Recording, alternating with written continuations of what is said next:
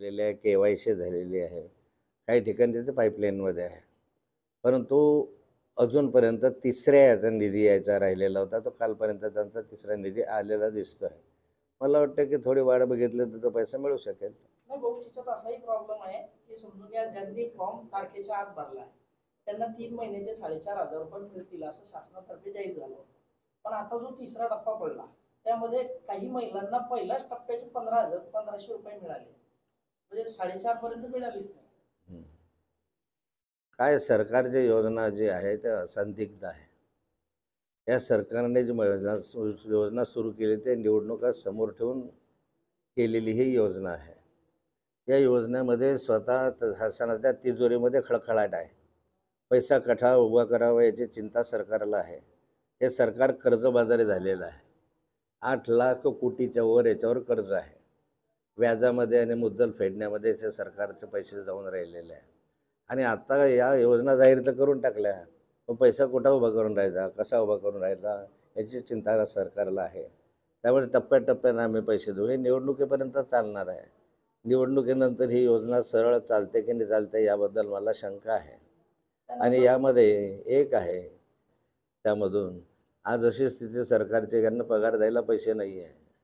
अनेक कॉन्ट्रॅक्टरचे पैसे थांबलेले आहे. कॉन्ट्रॅक्टर असोसिएशन या ठिकाणी उपोषण करत आहे, आंदोलन करत आहे. 25-15चा पैसा जवळपास थांबलेला आहे. त्या ठिकाणी जवळपास 8 ते 9 हजार कोटी रुपये 25-15चे थांबले. PWDचे पैसे थांबलेले. सर्व योजनांचे पैसे थांबले. गोपीनाथ मुंडे योजना बंद. कुटुंब अर्थसहाय्य योजना बंद. संजय निराधार योजना त्याचा पैसा नाही.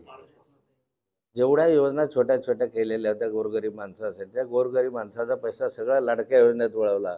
आणि त्या सगळ्या योजनांचा पैसा जो आहे तो 6 महिन्यापासून वर्षापासून तर मुंडे साहेबांच्या योजनेचा मिळालाच नाही. त्यांना आपल्याकडं माझ्याकडे मागणी राहिलेली आहे. त्या मागणीच्या संदर्भामध्ये पाठपुरावा करत असताना त्या मागणीला चांगला प्रतिसाद अधिकाऱ्यांकडनं आणि सरकारकडनं मिळतो आहे.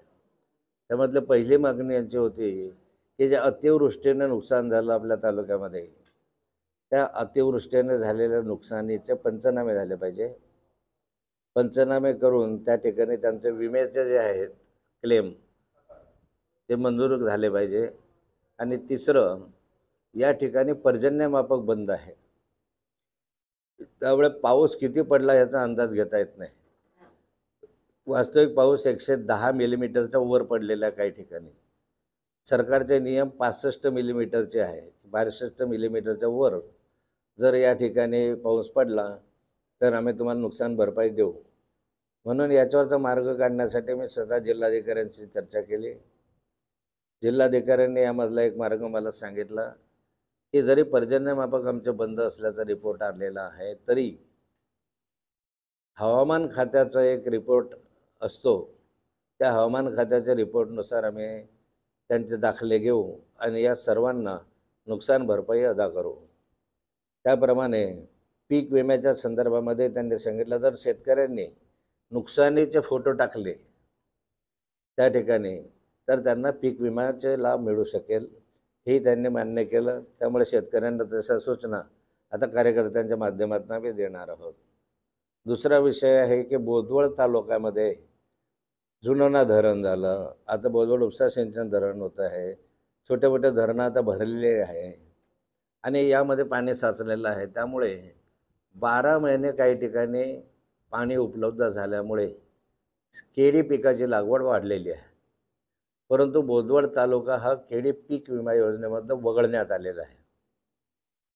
साधारणतः असं आहे की केळी पीक विमा जर घ्यायचा असेल तर एका सर्कलमध्ये किमान 50 एकर म्हणजे 20 हेक्टर लागवड त्या केळीची असली पाहिजे किंवा मोसंबीची असली पाहिजे किंवा लिंबूची असली पाहिजे, फळपिकाची असली पाहिजे.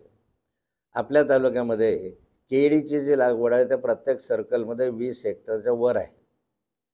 आणि मी कृषी खात्याशी चर्चा केली, त्यामुळे कृषी सचिव आयुक्तांशी चर्चा केली आणि त्यांनी सांगितलं की या संदर्भामधले तुम्ही उतारे वगैरे आम्हाला द्या. त्या ठिकाणी सर्कल वाईज उतारे द्या, आम्ही त्या ठिकाणी प्रोसेस करतो आणि बोदवड तालुका हा केळी पीक विमा योजनेमध्ये समाविष्ट करतो. त्याप्रमाणे आता उतारे वगैरे घेऊन आम्ही ते दिलेले आहेत आणि त्याची प्रोसेस आता सुरू झालेली आहे. आणि मला आशा आहे की बोदवड तालुका लवकरच केळी पीक विमा योजनेमध्ये समाविष्ट होईल आणि जे केळी उत्पादक आहे त्यांना या ठिकाणी विम्याचा लाभ मिळू शकेल.